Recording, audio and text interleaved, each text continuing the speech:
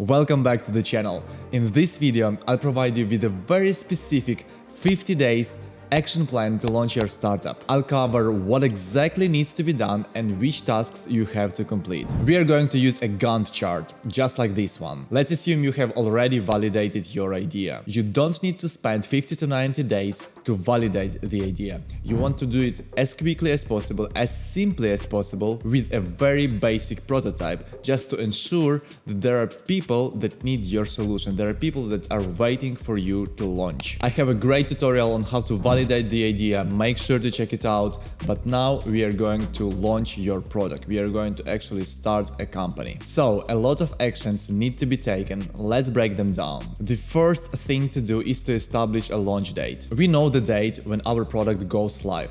Everyone in the team must know that date. It is a deadline. Don't allow yourself or anyone in your team to make it flexible. The discipline of the first deadline determines a lot how the company is going to kick off and grow. The second step is to prepare a master plan. Usually it is about 50 to 90 days launch schedule up until your launch date. We'll discuss almost everything that should be present in any company, but depending on your business model, on your product, you'll have some additional custom blocks of tasks. So if we want to be here on the 1st of September, then X days before we must be here, and X days before that we must be here. The next step is to build a list of tasks that need to be completed in order to be ready to launch by the deadline. I personally prepare a list of tasks which are arranged into blocks. Each task has an owner. Even if there are only two co-founders, there should be a person responsible for each task. And then we have specific days allocated to the completion of each task. These tasks should not take long to do. It's not like,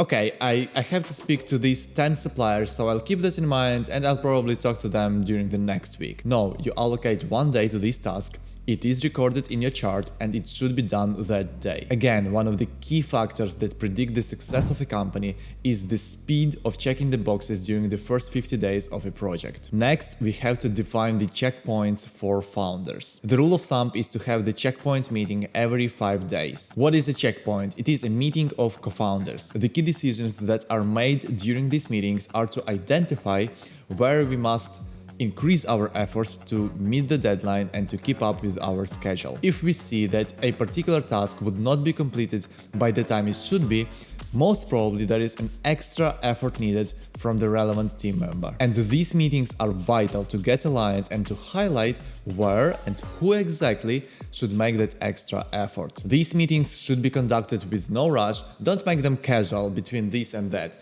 Allocate a few hours in your calendar and prioritize them. You have to define very precisely how your final MVP will look like. Agree with the co-founders on this and then work backwards to prepare that list of tasks. Now, what are the key processes that every company should establish? The first block is HR. If you are alone or if you have some co-founders already, it is important to draft a picture of the future that we are building an organization. Many people skip this step in the beginning. They don't do organizational structure of the future company because it doesn't seem like a priority. We don't have money, we don't have a product, we don't have anything. What kind of organizational structure are you talking about? But later on, it will be much harder to scale. Many companies cannot restore what was going on during the first 6 months, and there are many disputes based on this. If you're planning to work with outside capital, with venture funds, it is crucial to have everything structured and recorded. Every company should have a CTO, someone responsible for sales, for marketing, for bookkeeping and accounting. It doesn't necessarily have to be done internally. It can be outsourced, but make sure it is structured and written down. Then there are obviously blocks such as naming and branding, basically name, logo, colors, fonts, taglines, all of that should be prepared. Legal block, register a legal entity, prepare your policies, terms and conditions, founders agreement, make sure vesting and cliff are in place, intellectual property, domains, all of that should belong to the company. Then we have product development. This is the IT block, usually the biggest one for technology startups, and go to market. This is your strategy, your milestones, your first key hires, and so on and so forth. If there are only two of you, for example, one can be responsible for the IT side of the project and another one for the business side, including sales, HR, etc., etc. You need to understand what you will delegate in the future, but in the beginning you will do all of that by yourself. And it will also allow you to be a better supervisor for all these blocks of tasks, which will later become departments of the future company, right? And several co-founders are needed not to duplicate every function, but to distribute the tasks competently, according to their experience and skill set, which should not be overlapping, but complement each other. And then you have your founders' checkpoints to synchronize. Another important block is marketing interaction. To prove the business model sustainability, we need to figure out our unit economics. Depending on your business model, it can be defined as either one item sold or one customer. Let's say you define a unit as one customer. Then the unit economics is determined by a ratio of two different metrics. Customer lifetime value, how much money a company receives from a given customer before the customer churns. Other words, stops doing business with the company. And customer acquisition cost, basically the cost of attracting a client. Again, depending on your business model, the ratio might be different, but a good rule of thumb to consider your business model sustainable is if your LTV equals at least 3x customer acquisition cost. For example, you are selling software as a service and it costs you $100 to acquire one paying customer. The annual subscription for your service costs $300. And on average, one client uses your service for 1 year. So the LTV is $300. Then LTV equals 3 times customer acquisition cost,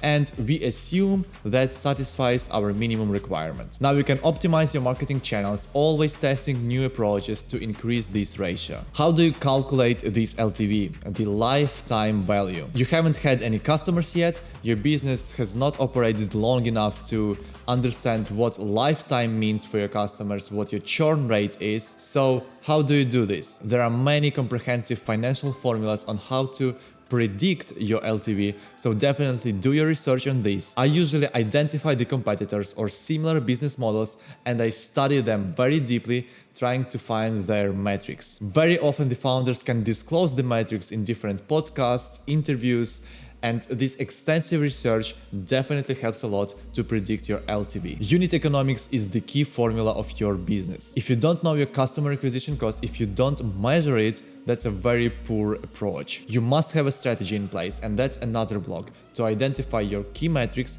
and know exactly how to measure them. So in the beginning, break down all the possible traction channels, test them and measure. That's where you as a founder can make a big difference. You can have the exactly same product as somebody else, but you apply a different go-to-market strategy, you make better partnerships, and the result would be completely different. Definitely use the book Traction: How Any Startup Can Achieve Explosive Customer Growth. There are approximately 16 traction channels for early startups that are very well explained. Alright, that's it for today. I do understand there are many factors that influence your 50 days launch schedule. Sometimes you depend on some third parties to conclude an agreement and that third party is on vacation, so you have to adapt. It also depends on how experienced you are to allocate a proper amount of time to different tasks. Usually there will be various obstacles in your way, but that's your job, to find solutions to those issues and do your best to stick to your deadlines and launch a great product. Thank you very much for watching, and let's get to work.